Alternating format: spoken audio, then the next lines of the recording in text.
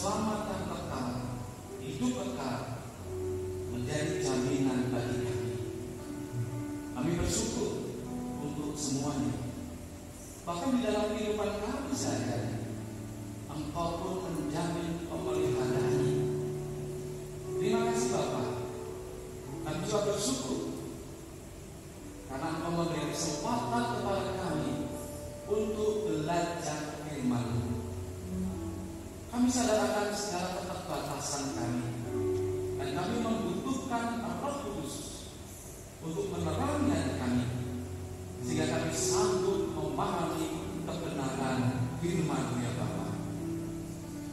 Hamba-Mu yang sudah mempersiapkan diri dengan segala keterbatasan, tetapi dengan kuasa Roh Kudus, biarlah Engkau pakai untuk menyampaikan pesan-pesan ilahi bagi kami pada saat ini. Kami siap untuk belajar firman dalam nama Tuhan Yesus. Kami berdoa dan mengucap syukur. Amin. Silakan duduk Bapak Ibu, saudara-saudari yang dikasihi Tuhan. Shalom alaikum. Alaikum salam. Shalom alaikum. Alaikum salam. Bapak Ibu, saudara-saudari yang dikasihi Tuhan, masih dalam rangkaian Paskah yang kita sudah rayakan seminggu yang lalu. Hari ini kita masih belajar dalam kaitannya dengan hal itu. Kita akan belajar dari Yohanes pasal yang ke-21 ayat 1 sampai 14. Yohanes pasal yang ke-21 ayat 1 sampai 14. Kita tidak membacanya pada saat ini, tapi nanti sembari saya menjelaskannya, kita akan baca ayat-ayatnya. Yohanes pasal 21 ayat 1 sampai dengan yang ke-14 di bawah judul kepada mereka yang belum yakin. Kepada mereka yang belum yakin. Bapak Ibu saudara-saudari yang dikasihi Tuhan, yang dimaksud dengan yakin kita tahu ya, yakin itu percaya. Yakin itu tahu, yakin itu mengerti dengan sungguh-sungguh, atau merasa pasti, itu yakin. Jadi kalau belum yakin itu berarti belum percaya, belum tahu, belum mengerti dengan sungguh-sungguh, dan belum merasa pasti. Yang saya maksudkan di sini adalah perbuatan Tuhan Yesus, atau apa yang dilakukan oleh Tuhan Yesus untuk orang-orang yang belum percaya, belum tahu, belum mengerti dengan sungguh-sungguh, dan belum merasa pasti. Bapak Ibu saudara-saudari yang dikasihi Tuhan, suatu kali ada seorang teman saya yang WA. Ya WA, saya juga tidak tahu nomor dia, tiba-tiba muncul gitu aja, karena dia meminta nomor saya dari teman saya yang lain. Nah, dia ragu-ragu tentang saya. Kenapa? Karena dia melihat profil foto saya itu kok beda dengan yang dulu. Foto saya di profil itu ya, itu sudah mengembang ke kanan, ke kiri, ke depan dan ke belakang. Kalau dulu tidak seperti itu. Ya ragu-ragu, ini benar enggak? Ini benar enggak ya namanya Setiono? Dia ragu-ragu. Karena dulu saya kecil, tapi berisi ya, karena saya pemain sepak bola di kampus ya. Kecil tapi berisi. Tapi sekarang sudah mengembang ke kanan, ke kiri, ke depan dan ke belakang. Jadi dia ragu-ragu. Saya harus meyakinkan itu benar saya. Itu benar saya. Saya harus mengatakan dulu kita pernah seasrama di STI. Dulu kita pernah makan nasi di Nyonya Suwati, itu bawa nasi dulu kan, nasi sendiri dari asrama itu sebakul dulu dibawa di sana, beli ayamnya doang gitu ya. Banyak pengalaman. Saya harus meyakinkan beberapa peristiwa-peristiwa buat dia ngerti bahwa itu saya yang dulu kurus kering gitu ya. Nah, Bapak Ibu saudara-saudari yang dikasih dalam Tuhan, demikian juga dengan Tuhan Yesus.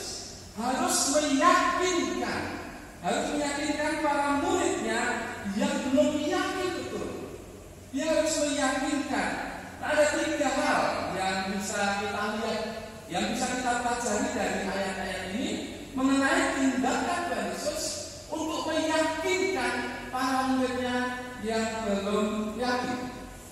Yang pertama, Tuhan Yesus menampakkan dirinya. Itu ada di ayat 1 sampai dengan yang ke-4. Kita baca. Yohanes pasal 21 ayat 1 sampai 4 demikian. Kemudian Yesus menampakkan diri lagi kepada murid-muridnya di pantai Danau Tiberias. Dan ia menampakkan diri sebagai berikut. Di pantai itu berkumpul Simon Petrus, Thomas yang disebut Didimus, Nathanael dari Kana yang di Galilea, anak-anak Zebedius, dan 2 orang muridnya yang lain.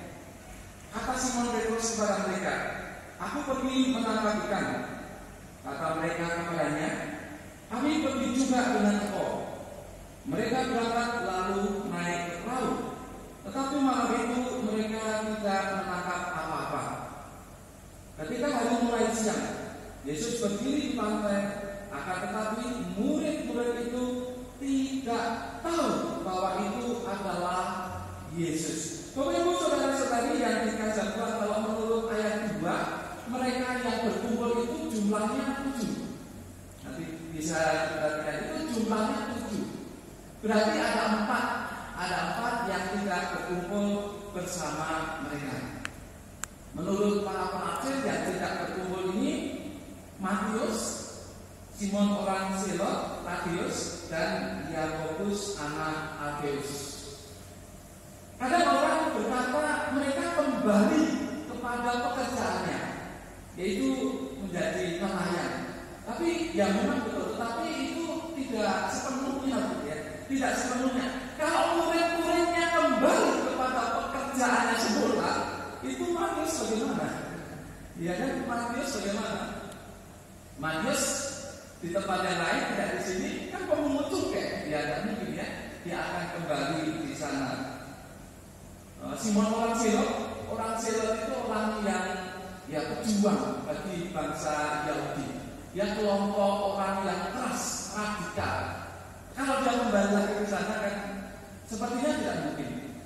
Tapi kita perhatikan bahwa mereka memang yang diceritakan di sini itu sedang menangkap atau kembali untuk menangkap ikan. Pekerjaannya yang dulu pernah mereka tinggalkan. Mereka berusaha menangkap ikan, tetapi mereka tidak mendapat apa-apa. Dikatakan di ayat yang ke-3, mereka menangkap ikan, tetapi semalaman mereka tidak mendapat apa-apa. Dalam situasi yang seperti itu, lalu Tuhan Yesus menampakkan diri, tetapi lagi nih, mereka tidak tahu bahwa itu Tuhan Yesus. Bapak Ibu saudara-saudari yang dikasihi Tuhan, ini persoalannya bukan kepada Tuhan Yesus menampakkan diri atau tidak, tetapi persoalannya adalah kepada ketidakpekaan mereka. Ketidakpekaan mereka.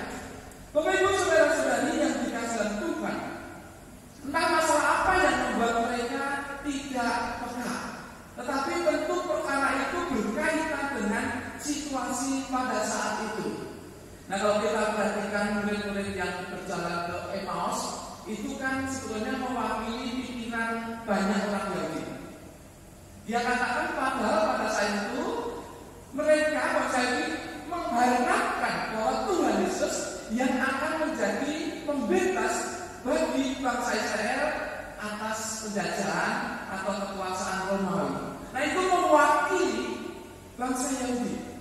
Nah, kemungkinan besar murid-muridnya masih berpikir seperti itu.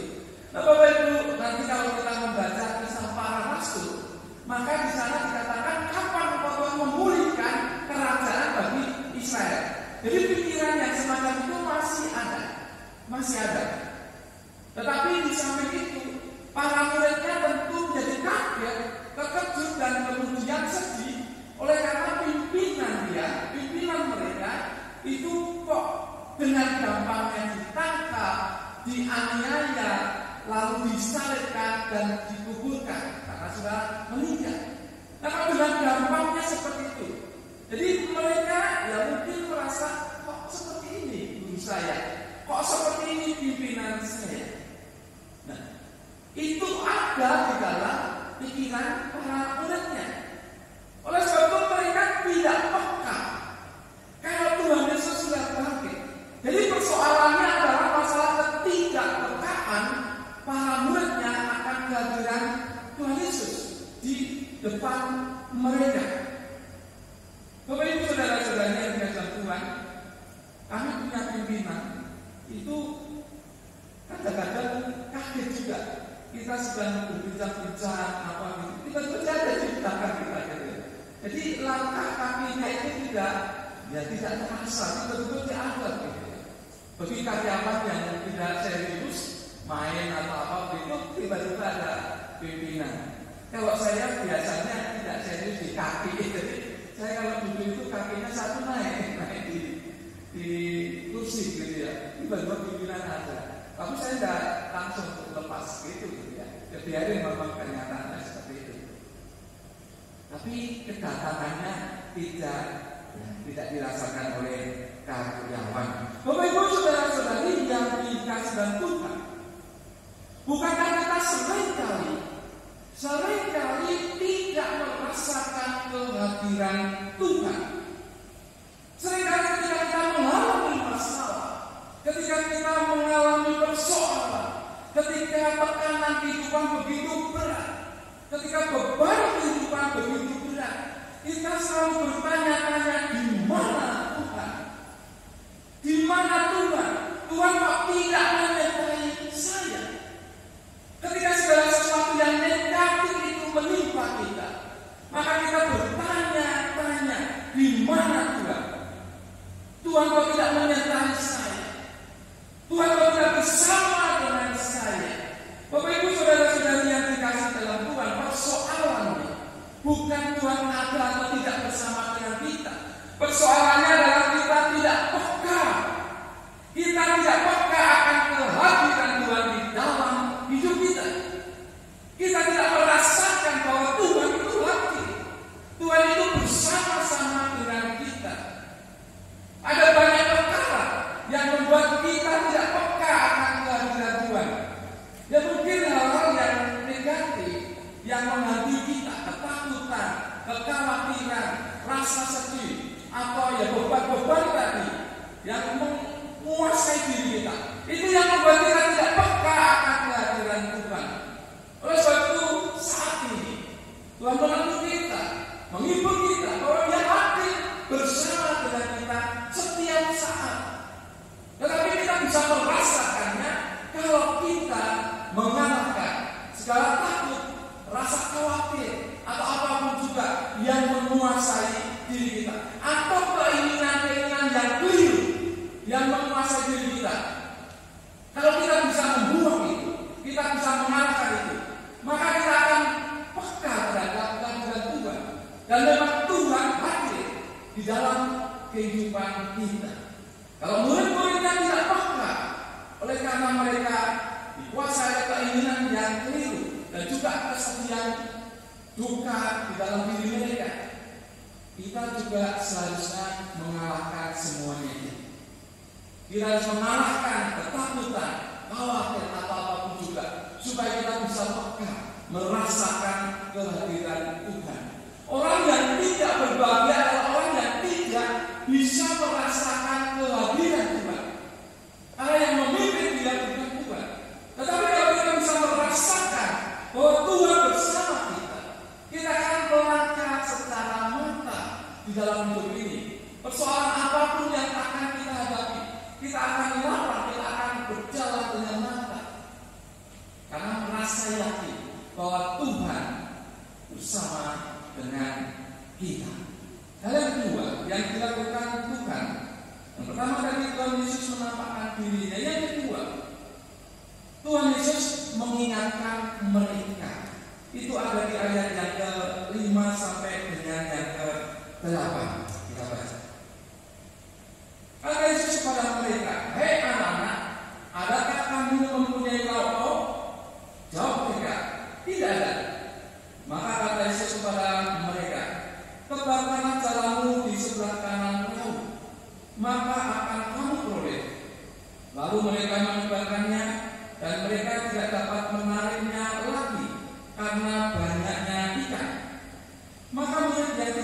Yesus itu berkata kepada Petrus, "Itu Tuhan."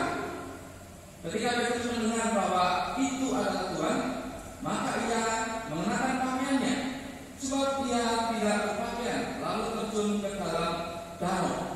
Murid-murid yang lain datang dengan perahu, karena mereka tidak jauh dari darat, hanya kira-kira 200 hasta saja, dan mereka mengira jalan yang penuh ikan itu. Untuk meyakinkan para muridnya yang belum yakin itu, Tuhan Yesus mengingatkan mereka. Bagaimana caranya? Dengan melakukan sesuatu yang seperti yang pernah dia lakukan sebelumnya. Perhatikan Bapak Ibu Saudara sekalian yang situasinya adalah mereka tidak menangkap apa-apa. Padahal semalaman mereka mencari ikan di danau itu, tetapi mereka tidak menangkap apa-apa. Solusinya apa? Solusinya Tuhan Yesus menyuruh mereka kembali untuk menangkap ikan. Hasilnya apa? Hasilnya mendapat ikan banyak, 153 ekor besar-besar. Bapak Ibu Saudara-saudari yang dikasih Tuhan, peristiwa ini pernah dilakukan oleh Tuhan Yesus dengan murid-muridnya. Kalau nanti pelajari Lukas pasal 5 ayat 1 sampai dengan yang ke-11. Jadi Tuhan Yesus melakukan sesuatu yang seperti pernah dia lakukan. Untuk apa? Untuk mengingatkan murid-muridnya. Bapak Ibu Saudara-saudari yang dikasih Tuhan, 153 ekor ikan besar, baca ya, ikan besar itu tidak sedikit, tidak sedikit. Dan itu merupakan keajaiban, karena saat itu adalah menjelang siang. Kalau Bapak Ibu nanti membaca itu menjelang siang. Kalau menjelang siang itu kan tentu matahari sudah mulai terbit ya. Hitungan hari atau jam di sana memang agak berbeda dengan kita. Kemungkinan 5:30 ya, kemungkinan 5:30. Karena menjelang siang bagi mereka, yaitu siang itu dari 6 sampai 6 gitu ya. Menjelang siang kemungkinan 5:30, tapi matahari sudah mulai ya kelihatan mulai terbit gitu. Nah, itu tidak mungkin ikan berada di dekat pantai. Tidak mungkin. Yesus menyuruh, ayo kembali ke laut sedikit ke dalam danau itu. Kemudian yang dikatakan di sini kan cuma sekira-kira 200 hasta. 200 hasta itu kalau satu hasta 45 cm, berarti kalau 200 hasta itu 90 ya, 90 meter ya, sekitar 90 meter. Itu tidak jauh dari pantai. Itu 90 meter. Mana mungkin pada waktu itu hari menjelang siang, matahari mulai terbit, ada ikan di situ dan jumlahnya banyak, besar-besar lagi. Ini mana mungkin tidak mungkin. Petrus itu kan nelayan yang ahli dan teman-temannya semua itu nelayan yang ada di sini tentunya. Dia tahu kapan ikan itu ada, maka mereka berangkat malam hari untuk menangkap ikan. Karena kemungkinan besar kalau ikan itu malam kan ya naik ke atas sudah di bawah gitu. Mereka tahu itu. Tetapi mereka tidak mendapatkan apa-apa. Sementara yang diperintahkan oleh Tuhan itu masuk sedikit ke danau itu 200 hasta, 90 meterannya. Itu ikannya banyak. Nah ini keajaiban yang luar biasa. Ini mujizat. Bagi saya sih mujizat. Walaupun mungkin ada gejala alam, tapi Tuhan bisa pakai gejala alam itu untuk melakukan mujizat, untuk menunjukkan tanda-tanda keilahiannya. Ini luar biasa Bapak Ibu Saudara-saudari yang dikasih di dalam Tuhan. Nah ini mengingatkan mereka akan peristiwa di Lukas pasal yang kelima ayat 1 sampai dengan yang ke-11. Mirip-mirip gitu ya, mirip-mirip. Di sana hasilnya Petrus kemudian dan teman-teman itu mengaku dosa kami tidak merasa layak di hadapanmu. Ya Tuhan, dan pergi saja ya, kami tidak merasa layak. Tetapi di sini hasilnya itu lihat seruan, itu Tuhan, itu Tuhan. Itu dikatakan oleh murid yang dikasihi oleh Tuhan, yaitu Yohanes. Tidak perlu banyak menafsirkan, ini Yohanes, murid yang dikasihi Tuhan itu Yohanes. Ya, dia katakan itu Tuhan. Ini luar biasa, Bapak Ibu saudara-saudari yang dikasihi Tuhan. Maka murid yang dikasihi itu berkata kepada Petrus, itu Tuhan. Nah, mendengar itu kemudian Petrus langsung terbuka, oh iya, ini Tuhan yang pernah melakukan mujizat yang sama pada saat awal-awal pelayanannya. Bapak Ibu, jadi untuk mengingatkan mereka, Tuhan melakukan sesuatu perbuatan yang mirip-mirip dengan pengalaman yang dulu. Tuhan mengingatkan mereka untuk meyakinkan mereka akan keberadaan Tuhan sendiri yang adalah yang ilahi dan sudah bangkit dari kematian. Bapak Ibu saudara-saudari yang dikasihi Tuhan, tentu kita tahu amnesia ya, amnesia. Ya, kadang-kadang orang bukan amnesia tapi memang melupakan diri gitu ya. Makanya ada yang mengatakan lawan lupa diri kan gitu ya. Itu di dunia politik ya, lawan itu lupa diri. Bapak Ibu saudara-saudari yang dikasihi Tuhan, betapa susahnya untuk mengingatkan kembali ya, supaya menyadarkan kembali orang yang amnesia. Itu betapa susahnya. Harus diberikan gambaran-gambaran dulu seperti ini gitu ya. Menurut informasi, tidak tahu benar atau tidak, Peter Church ya. Ada yang tahu itu Peter Church? Peter Church itu mantan kiper Chelsea, sekarang kiper di Arsenal ya. Itu pernah amnesia, walaupun tidak lama karena benturan kepala yang sangat hebat. Dia mengalami 2 kali kecelakaan sepertinya. Pertama ditabrak oleh jendolnya musuh, ketiga kedua ada ini. Jadi dia mengalami amnesia ya tidak lama. Karena dipertontonkan kepada dia itu film-film, video-video bagaimana dia main sepak bola itu.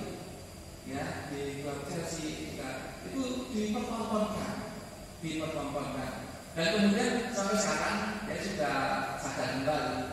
Nah, tapi memakai ini ya supaya lebih aman lagi. Tapi betapa susahnya untuk menolong orang yang amnesia. Tetapi saya yakin murid-murid Tuhan Yesus tidak amnesia, tidak sejauh itu. Dia hanya lupa tentang Tuhan Yesus yang sudah bangkit. Itu kan sudah dikatakan. Mereka lupa bahwa Tuhan sudah mengatakan itu. Maka peristiwa yang dialami oleh mereka di sini itu untuk mengingatkan mereka kembali akan keberadaan Tuhan Yesus yang ilahi itu, yang adalah Mesias bagi orang Israel dan juga dunia. Bapak Ibu saudara-saudari yang dikasihi Tuhan, tidak jarang Tuhan mengingatkan kita dengan peristiwa-peristiwa. Tidak jarang Tuhan mengingatkan kita dengan peristiwa-peristiwa. Saya kalau naik motor itu paling sering diingatkan kalau ada yang kecelakaan, kalau ada jatuh gitu ya, cuma jatuh itu. Nah, mulai yang saya diingatkan ngerem nggak usah banter-banter ya. Mulai diingatkan. Atau mulai diingatkan juga waktu saya berapa kali 4 kali lecet dari bentul ini udah ada mulus semula gitu ya. Sudah lain panahnya karena lupa. Diingatkan. Saya kita diingatkan dengan peristiwa-peristiwa untuk kita bisa meyakini Tuhan kita. Kalau Bapak Ibu mengalami hal-hal yang ajaib di dalam kehidupan Bapak Ibu, maka itu sebetulnya mengingatkan Anda kepada Tuhan bahwa Tuhan itu yang ilahi, yang menyelamatkan dunia, yang juga menyelamatkan kita, yang mengasihi kita. Kita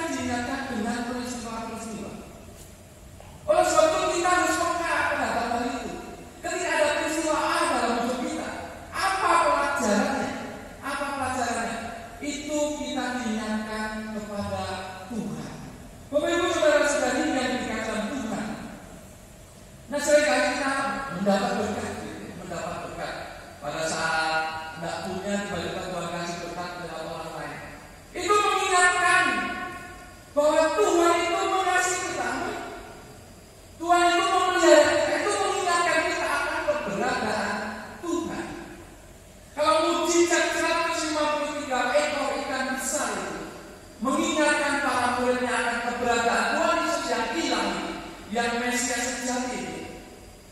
Demikian juga peristiwa-peristiwa yang kita alami itu mengingatkan kita akan Tuhan. Oleh sebab itu mari kita ingatlah peristiwa yang terjadi atas kita dan ingat kembali bahwa Tuhan kita adalah Tuhan yang mengasihi kita. Kemudian ada yang ketiga, untuk meyakinkan murid-muridnya, Tuhan Yesus menguatkan. Dia menampakkan diri, lalu kemudian mengingatkan mereka, lalu menguatkan mereka. Ayat 9 sampai dengan yang ke-13 demikian. Ketika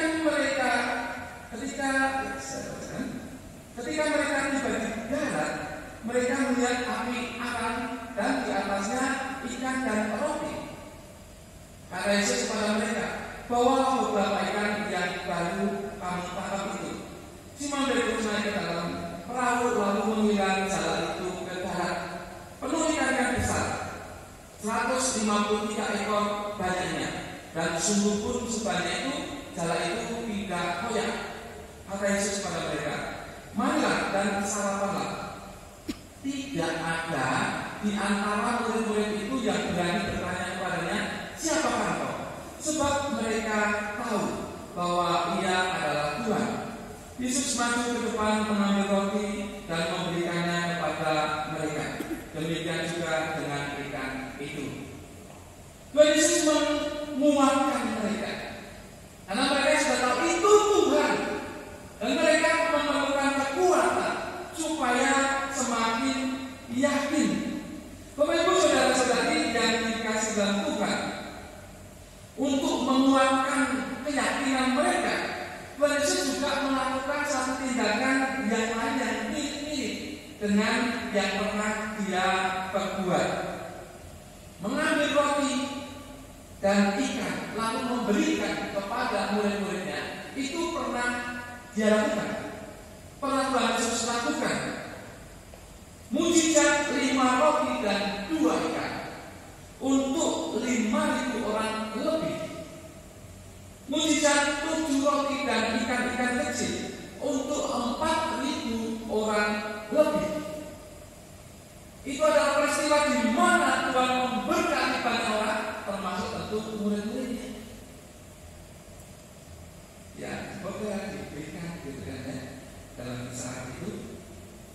Untuk menguatkan mereka ada peristiwa lagi yang dilakukan oleh Tuhan Yesus ini dengan memberikan roti dan ikan kepada para murid-muridnya.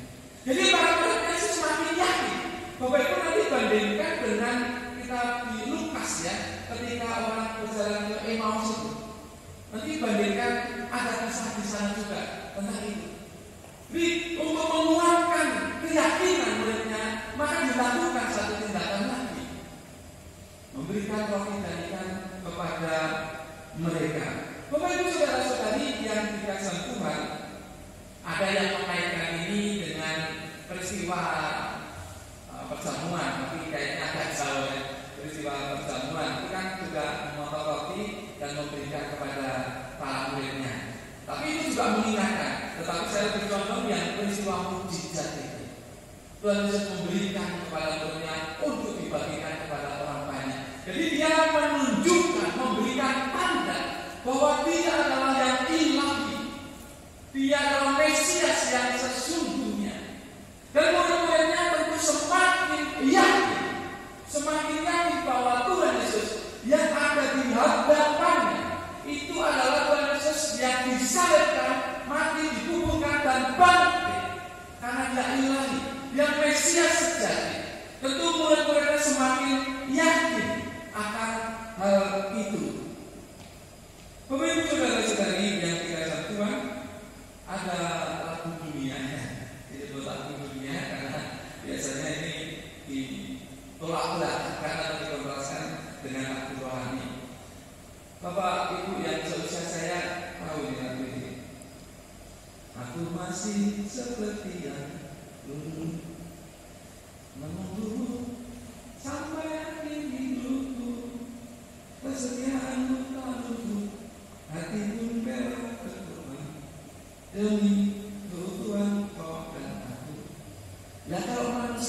bisa begitu, ya?